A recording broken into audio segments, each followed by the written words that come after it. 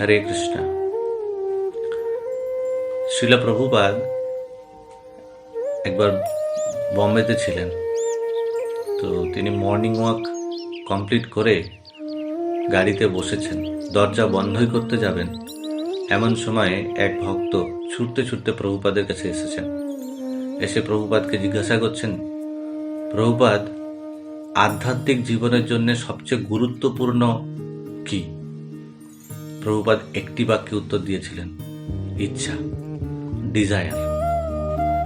অর্থাৎ আধ্যাত্মিক জীবনে ইচ্ছা অত্যন্ত গুরুত্বপূর্ণ ভূমিকা পালন করে। ইচ্ছা যত প্রবল হবে, যত তীব্র হবে, ঐকান্তিক হবে, ভক্তি তত দৃঢ় হবে।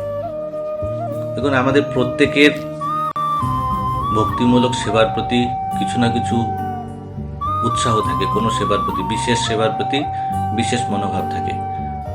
কারো কীর্তন করতে ভালো লাগে, কীর্তন শুনতে ভালো লাগে, কেউ বিগ্রহ সেবা করতে ভালোবাসে, কেউ জপ করতে ভালোবাসে, কেউ গ্রন্থ অধ্যয়ন করতে ভালোবাসে, কেউ শ্রবণ করতে ভালোবাসে। আলাদা আলাদা আমাদের উৎসাহ থাকে তার প্রতি, কোনো বিশেষ সেবার প্রতি।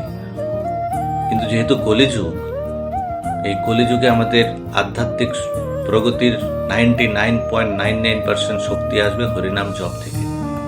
তাই আমাদেরকে এই জপে দৃঢ়তা আনার জন্যে, ভালো জপ করার জন্যে তীব্র ইচ্ছা আনতে হবে। ভালো জপ যদি আমাদের করতে হয়, তাহলে আমাদের ভালো জপ করার জন্য তীব্র ইচ্ছা থাকতে হবে।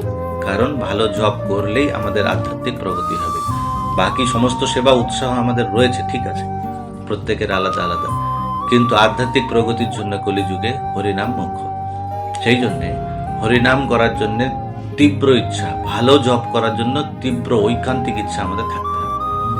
জপ করার ঐকান্তিক ইচ্ছার জন্য, যে আমাদের যেন জপের প্রতি ঐকান্তিক ইচ্ছা উৎপন্ন হয়, তার জন্য আমাদেরকে গুরুত্ব প্রদান করতে হবে। আমরা যেন এর প্রতি গুরুত্ব প্রদান করি, যে আমরা যেন ভালো জপ করতে পারি। প্রভুপাদ বলেছেন যে আমরা সাধনা ভক্তি করছি, সাধনা ভক্তির লক্ষ্য হচ্ছে আমাদের ইচ্ছাকে পরিবর্তন করা। আমরা যখন ভক্তিতে যুক্ত হই, তখন আমাদের অনেক কিছু ইচ্ছা থাকে, কিন্তু যখন আমরা ধীরে ধীরে করে ভক্তিতে প্রগতি করব, তখন আমাদের সেই ভৌতিক ইচ্ছাগুলিকে, প্রথম দিকে আমাদের অনেক ভৌতিক ইচ্ছা থাকতে পারে, কিন্তু সেই ভৌতিক ইচ্ছাগুলিকে আমাদের আধ্যাত্মিক ইচ্ছায় রূপান্তরিত করতে হবে। দিন প্রতিদিন কি করে ভালো জপ করা যায়, এটা আমাদের চেষ্টা করতে হবে। আর এটা হচ্ছে আধ্যাত্মিক ইচ্ছা। কেমন করে ভালো আমরা জপ করতে পারি, এর হচ্ছে তীব্র ইচ্ছা আমরা করতে পারি। কি উপায়? শ্রীমদ্ ভাগবতমে বর্ণনা করা রয়েছে। শ্রীমদ্ ভাগবতম প্রথম স্কন্ধ 2 অধ্যায় 16 নম্বর শ্লোক।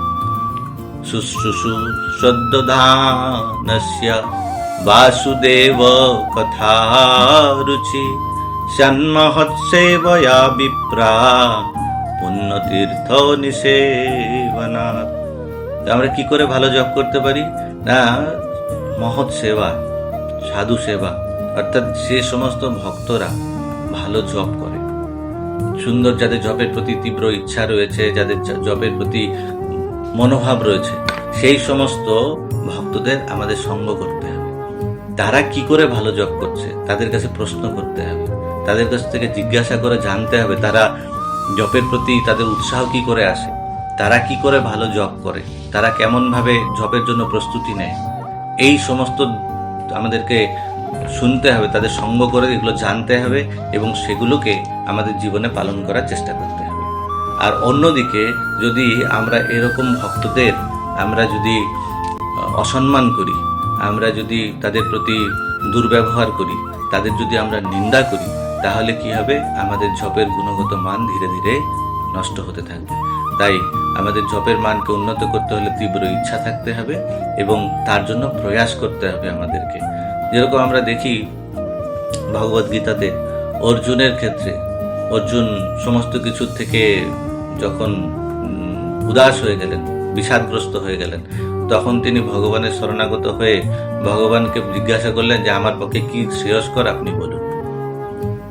7 নম্বর শ্লোকে প্রশ্ন করেছেন 2 অধ্যায়ে। ভগবান উত্তর দিতে শুরু করেছেন। ভগবান 11 থেকে 53 পর্যন্ত উত্তর দিয়েছেন।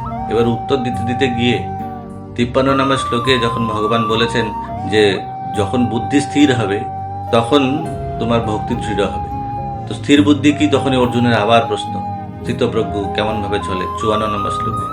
এবং 55 থেকে 72 নম্বর শ্লোকে সেই ভক্তের লক্ষণ বর্ণনা করা আছে। তাই ভগবদ্গীতা যদি আমরা পড়ি, এরকম ভক্ত যারা যারা স্থির ভক্ত, যাদের দৃঢ় বুদ্ধি রয়েছে, যারা দৃঢ়তার সঙ্গে ভজন করছে, দৃঢ়তার সঙ্গে জপ করছে, তাদের লক্ষণ আমরা ভগবদ্গীতা থেকে জানতে পারব।